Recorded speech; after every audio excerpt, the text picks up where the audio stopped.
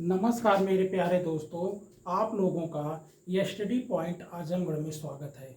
दोस्तों, आज हम आपको बताने वाले हैं कि यूपीपी रेडियो ऑपरेटर के बारे में, इसके एग्ज़ाम के बारे में और इसके टेंडर के बारे में, यानी क्या है इसका मतलब, इसी के बारे में हम बताने वाले हैं।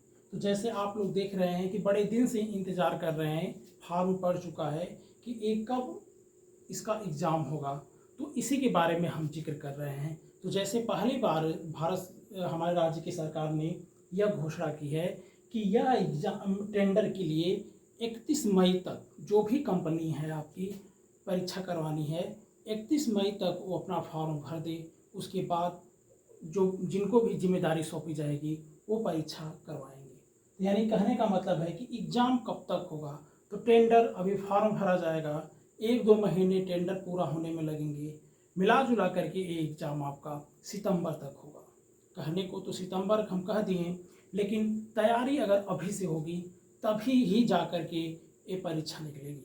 नहीं तो नहीं पढ़ेंगे तो आपके लिए दिक्कत होगी। तो अभी से ही पढ़ना होगा, और ख़ासकर अगर आपको आगे कोई पेपर नहीं देना है, जैसे वीडियो री एग्ज़ाम है, तब तो इसको यहाँ पे स्किप करके वीडियो री एग्ज़ाम की तैयारी ही करनी होगी। यदि कोई भी और पेपर हो जो हमारे देखने में तो नहीं है, अगर है तो उसके लिए पढ़िएगा। अगर जो बिल्कुल नहीं है तो वो अभी से जुड़ जाएं, क्योंकि 3 या 4 महीने के बाद निश्चित है रेडियो ऑपरेटर का एग्ज़ाम होगा। क्योंकि हलचल तेज है, क्योंकि सरकार ने भी कह दिया है कि अब टेंडर जिनको भी लेना है वो 31/5 यानी 31 मई तक वो अपना फॉर्म भर दें। अगर हम बात करेंगे कि इस बार फॉर्म कितने हैं, तो आप लोगों को पता है कि 3 ग्रुपों की ये वैकेंसी है। एक कांस्टेबल लेवल की है, एक हेड कांस्टेबल लेवल की है, और एक ESI यानी सब इंस्पेक्टर कह सकते हैं इसको, सब इंस्पेक्टर के पद की है। तो ऐसे में देखेंगे, पहले में जो वर्कशॉप है उसमें 73,614 फॉर्म पड़े हुए हैं, लेकिन सीट यहाँ पे 120 ही है, कम ही है, यानी कांस्टेबल लेवल की है। दूसरी में जो है आपका 3,89,711 फॉर्म पड़े हुए हैं, जिसमें 1774 पोस्ट है, और ये हेड कांस्टेबल लेवल की वैकेंसी है। और ऐसे में इसमें देखेंगे तो 76,512 है, जिसमें 936 फॉर्म पड़े, 936 पोस्ट हैं जो सब इंस्पेक्टर के लेवल के हैं।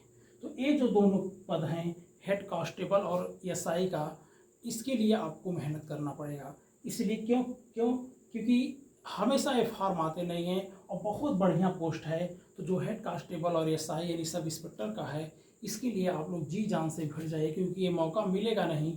क्योंकि भले ही एग्ज़ाम 2, 4, 5 महीने में हो, ख़त्म तो हो जाएगा, और उसके बाद बढ़िया से पढ़ेंगे तो आपको नौकरी मिल जाएगी। अगर हम तैयारी की बात करें तो सचमुच है, अभी से तैयारी करना चालू कर दीजिए, क्योंकि ज़्यादा जल्दबाजी में हैं। क्योंकि कह दिया गया है कि 31 तक आपका टेंडर वाला फॉर्म भर देना चाहिए। अगर इसमें समय की बात करें तो जो पेपर आपका होगा वो 2.5 घंटे का होगा, और जो मार्क्स होंगे वो आपके 400 नंबर के होंगे। लेकिन ये पता नहीं है कि जो मैथ है, रीजनिंग है, या GK GS या साइंस है, कितने कितने क्वेश्चन रहेंगे, ये सबसे बड़ी दिक्कत है। तो हम इसके लिए अनुमान बताएंगे। जैसे हिंदी का 100 नंबर का रहेगा, और यही आपका स्कोरिंग सब्जेक्ट है।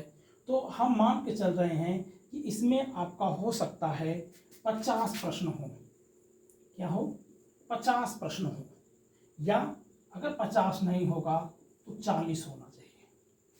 नहीं होना चाहिए तो 40 होना चाहिए, लेकिन मान के चल रहे हैं कि 50 है, क्योंकि एक प्रश्न 2-2 नंबर का 50 रहेगा। विज्ञान और सामान्य ज्ञान, विज्ञान और सामान्य ज्ञान 100 नंबर के रहेंगे। तो ऐसी कंडीशन में यदि 50 प्रश्न रहेंगे तो इतना जान लीजिए कि ये विज्ञान के आपके जो हैं करीब करीब 30 प्रश्न रहेंगे NCERT पैटर्न पर, और 20 प्रश्न जो हैं आपके सामान्य ज्ञान के रहेंगे। इसी तरह रीजनिंग की बात करें तो 100 नंबर की आपकी रीजनिंग रहेगी। और जो मैथ है, मैथ में फिर से अलग से रीजनिंग को यहाँ पे सेट किया गया है। मैथ में फिर से रीजनिंग का, यानी रीजनिंग का बहुत बड़ा रोल है यहाँ पे, और रीजनिंग में ही काफ़ी मेहनत करनी होगी, क्योंकि करीब करीब आपका 125 या 130 नंबर की रीजनिंग रहेगी। तो ऐसे में रीजनिंग तो अलग से है ही है, प्लस मैथ में भी रीजनिंग इन्होंने कर दिया है। तो ऐसी कंडीशन में मैथ वाले सेक्शन में यानी जो भी 50 प्रश्न या 40 प्रश्न रहेंगे उसमें रीजनिंग रहेगी। तो रीजनिंग के लिए काफ़ी मेहनत करना होगा। तो मेहनत करेंगे, रीजनिंग की मेहनत करेंगे और हिंदी की मेहनत करेंगे काफ़ी, तो यहाँ पे आपका सिलेक्शन लगभग हो जाएगा। लेकिन साइंस को इतना कमज़ोर मत समझिएगा, क्योंकि साइंस आपको कम से कम कक्षा 10 तक एनसीईआरटी लेवल की पढ़नी ही होगी और आपको प्लस मैथ में भी प्रैक्टिस करना होगा। लेकिन हिंदी और रीजनिंग स्कोरिंग सब्जेक्ट है, यहाँ पे कोई गलती की कोई गुंजाइश नहीं होनी चाहिए। तो ऐसी कंडीशन में तो ये है, टेंडर आपका 31 मई तक क्लियर हो जाएगा। और समझ के चलिए कि जब 31 मई तक क्लियर नहीं होगा फॉर्म भर दिए जाएंगे, और ऐसे में क्लियर होने में, परीक्षा की डेट आने में 4 और महीने लग जाएंगे। तो सितंबर तक परीक्षा आपका जरूर हो जाएगा। ठीक है, तो इसी तरह सूचना हम लाएंगे। जय हिंद।